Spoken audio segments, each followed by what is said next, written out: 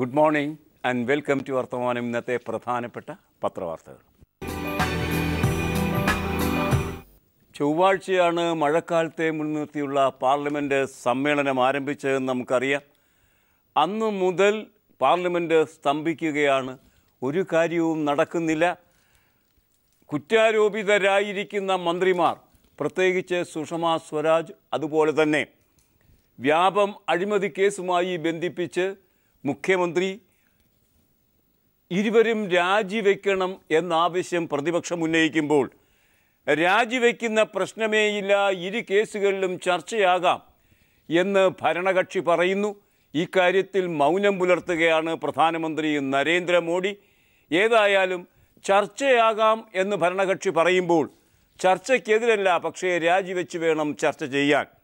ഇങ്ങനെ രാജിവെച്ച് ചർച്ച ചെയ്യണമെന്ന് പ്രതിപക്ഷവും രാജിവെക്കാതെ ചർച്ചയാകാമെന്ന് ഭരണപക്ഷവും കടുംപിടുത്തം പിടിച്ചതോടെ കഴിഞ്ഞ ദിവസങ്ങളിലെല്ലാം ചൊവ്വ, ബുധൻ, വ്യാഴം 3 ദിവസങ്ങളും പാർലമെൻറ്റിൻ്റെ ലോക്സഭയും രാജ്യസഭയും അലങ്കോലപ്പെടുകയും സഭാ സമ്മേളനം തടയപ്പെടുകയും ചെയ്തിരിക്കുന്നു. മലയാള മനോരമ വർത്തമാനം പുറത്ത് ആ വാർത്ത തരുന്നു. മനോരമയെ സംബന്ധിച്ച് പാർലമെൻറ്റ് സ്തംഭനം 1-ാം പേജ് വാർത്തയല്ലാതായി കഴിഞ്ഞിരിക്കുന്നു. പോരു കനത്തു, പാർലമെൻറ്റ് വീണ്ടും മുടങ്ങി.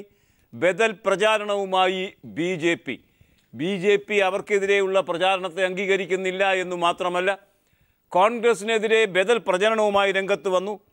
കേരള വിഷയം ഉയർത്തി പ്രതിപക്ഷത്തെ ഭിന്നിപ്പിക്കാൻ BJP തന്ത്രം, അത് നടപ്പില്ല എന്ന് CPM. പാർലമെൻറ്റിൻ്റെ അവസ്ഥ അങ്ങനെയാണെങ്കിൽ ഇനി കേരളത്തിൽ നിയമസഭ സമ്മേളിച്ചു കൊണ്ടിരിക്കുകയാണ്. ആ നിയമസഭയിൽ ഇന്നലെ നടന്നതും വ്യത്യസ്തമായ ഒരു കാര്യമല്ല. മാണിക്കെതിരെ പ്രതിഷേധം 2-ാം ദിവസവും സഭയിൽ ബഹളം. ധനമന്ത്രി KM മാണിക്കെതിരായ പ്രതിപക്ഷ പ്രതിഷേധത്തിൽ തുടർച്ചയായി 2-ാം ദിവസവും നിയമസഭ ബഹളത്തിൽ കലാശിച്ചു. പ്രതിഷേധത്തിനിടെ ധനവിനിയോഗ ബിൽ പാസാക്കി സഭ ഉച്ചയോടെ പിരിയുകയും ചെയ്തു. ഏതായാലും ഇവിടെ ഭരണ പ്രതിപക്ഷത്ത് നിൽക്കുന്ന കോൺഗ്രസ്സുകാരും കമ്മ്യൂണിസ്റ്റുകാരും, എന്നാൽ അവിടെ കോൺഗ്രസും കമ്മ്യൂണിസ്റ്റും ഒന്നിച്ചു നിന്ന് BJPക്കെതിരെ പ്രതിരോധം തീർക്കുന്നു. പാർലമെൻറ്റിൽ രണ്ടായാലും സമ്മേളനങ്ങൾ കൃത്യമായി നടന്നു പോകാത്ത ഒരവസ്ഥ സൃഷ്ടിക്കപ്പെട്ടിരിക്കുന്നു. ആ അവസ്ഥ പാർലമെൻറ്റിൽ കലശലായിരിക്കുന്നു എന്നാണ് ഈ വാർത്ത നമ്മോട് പറയുന്നത്. AGയുടെ ഓഫീസ് അടച്ചു പൂട്ടിക്കൂടെ എന്ന് ചോദിക്കുന്നത് കാര്യം തുറന്നു വെച്ചിരിക്കുന്നത് കൊണ്ട് വലിയ ഫലമൊന്നുമില്ല. ഹൈക്കോടതി ചോദിക്കുന്ന ഒരു കാര്യവും എത്തിക്കാൻ AGയുടെ ഓഫീസിന് കഴിയുന്നില്ല. അതുവഴി സർക്കാർ വാദിക്കുന്ന കേസുകളിൽ ആവശ്യമുള്ള കൃത്യമായ കാര്യങ്ങൾ കൃത്യസമയത്ത് എത്തിച്ച് ആ കേസിൻ്റെ വിജയത്തിന് വേണ്ടി പ്രവർത്തിക്കാൻ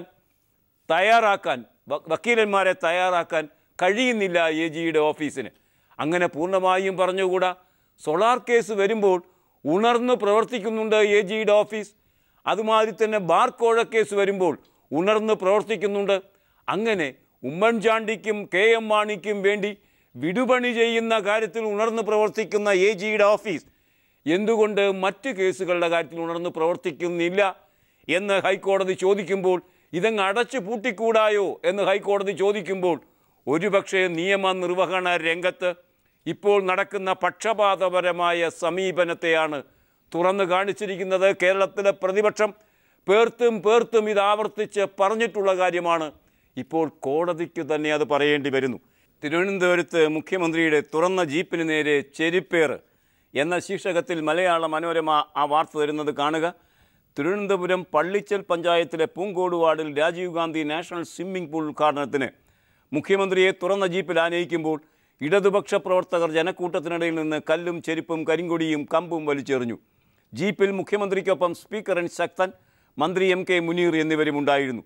ജീപ്പിൽ ഒരു കല്ലുകൊണ്ടതല്ലാതെ അനിഷ്ടകരമായി യാതൊന്നും സംഭവിച്ചില്ല. ജീപ്പിൽ ഉമ്മൻചാണ്ടി ഉണ്ടായിരുന്നു എന്നതല്ലാതെ മറ്റനിഷ്ടങ്ങളൊന്നും ഉണ്ടായിരുന്നില്ല. ജനങ്ങളെ സംബന്ധിച്ചിടത്തോളം ആശ്വസിക്കുന്നു മലയാള മനോരമ.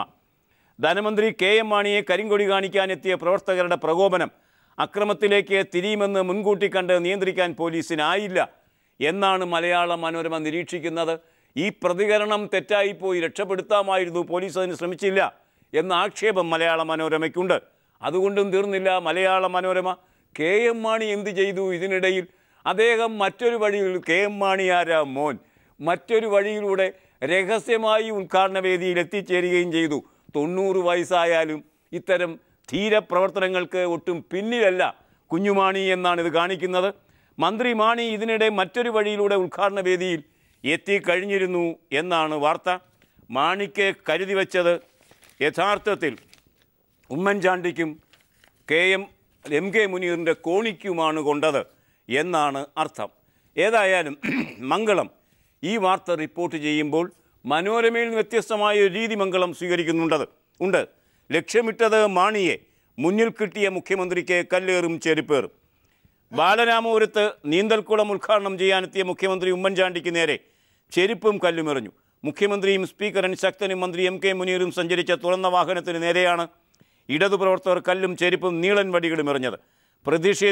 പ്രതിഷേധക്കാർ ലക്ഷ്യം വെച്ചിരുന്നത് ധനമന്ത്രി കെ എം മാണിയെ ആയിരുന്നെങ്കിലും അദ്ദേഹം അപ്പോഴേക്കും മറ്റൊരു വഴിയെ വേദിയിലെത്തിച്ചേരുകയും ചെയ്തു എന്ന് മംഗളം പറയുമ്പോൾ മറ്റൊരു കാര്യം മംഗളം ഇതിൽ സൂചിപ്പിക്കുന്നത്, പത്രങ്ങളെല്ലാം ചെരുപ്പേറുണ്ടായി എന്ന് പറയുമ്പം ആഭ്യന്തര വകുപ്പ് മന്ത്രി രമേശ് ചെന്നിത്തല പറയുന്നത് ചെരുപ്പേറുണ്ടായില്ല എന്നാണ്. ചെരുപ്പേറുണ്ടായി, അതിൽ പ്രതിഷേധിച്ച് ഇന്നലെ രാത്രി പ്രകടനങ്ങൾ യൂത്ത് കോൺഗ്രസ്സുകാർ നടത്തിയിരുന്നു കേരളത്തിൽ. പക്ഷേ ചെരുപ്പേരേ ഉണ്ടായിട്ടില്ല എന്നാണ് ആഭ്യന്തരമന്ത്രി പറയുന്നത്.